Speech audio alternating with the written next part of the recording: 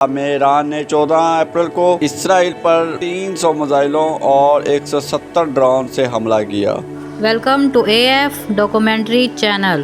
آگے بڑھنے سے پہلے چینل کو لائک اور سبسکرائب کریں تاکہ ہماری ہر آنے والی نئی ویڈیو آپ کو ملتی رہیں۔ اسرائیل نے شام کے دارالحکومت دمشق میں سفارتی خانے پر حملہ کیا اور ان کو دہشت گرد کہہ کر شہید کر دیا، جبکہ جواب میں ایران نے کہا کہ وہ دہشت گرد نہیں بلکہ ہمارے سفارتی خانے کے لوگ تھے۔ اس کے جواب میں ایران نے 14 اپریل کو اسرائیل پر 300 میزائلوں اور 170 ڈرون سے حملہ کیا۔ اسرائیل کو بتا دیا کہ یہ صرف وارننگ ہے۔ اسرائیل کے 3 ایئر بیس مکمل طور پر تباہ ہو گئے۔ ان میزائلوں سے اسرائیل کو $1 ارب کا نقصان ہوا۔ ویسے ایران اور اسرائیل کی دشمنی تو پرانی ہے۔ 1989 میں اسلامی انقلاب کے بعد ایران نے اسرائیل کے وجود کو ماننے سے انکار کر دیا۔ ایران اسرائیل کو چھوٹا شیطان اور امریکہ کو بڑا شیطان کہتا ہے۔ 1989 میں اسلامی انقلاب کے بعد ایران نے اسرائیل کو تیل دینے پر پابندی عائد کر دی۔ ایران اور تمام مسلم ممالک اسرائیل کے وجود کو نہیں مانتے، اس کو صفحہ ہستی سے مٹانا چاہتے ہیں۔ پوری دنیا میں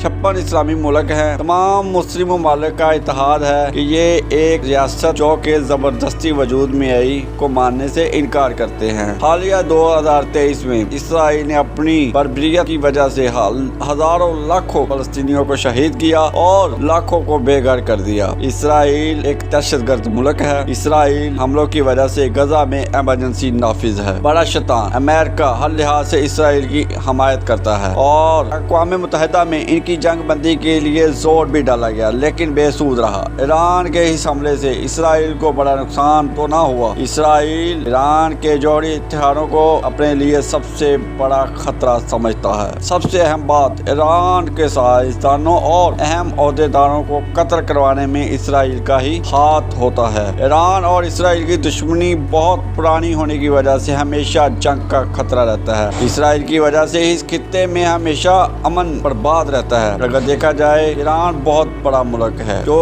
اسرائیل سے 10 گنا بڑا ہے۔ ادھر اقوام متحدہ بھی خاموش تماشائی بنی ہوئی ہے۔ آخر کب تک؟ اللہ کی لاٹھی بے آواز ہے۔ پاکستان نے ایران کی مکمل حمایت کا اعلان کر دیا۔ اگر ہم آج ان کی مصنوعات کو ترک کر دیں جس سے اسرائیل کی معیشت تباہ ہو جائے گی اور ان کو بہت زیادہ نقصان ہوگا۔ اگر مسلمان آپس میں اتحاد کر لیں تو ان کو صفحہ ہستی سے مٹایا جا سکتا ہے۔ ایسی مزید ویڈیوز کے لیے دیکھتے رہیں، چینل کو لائک اور سبسکرائب کر دیں۔ اللہ نگہبان۔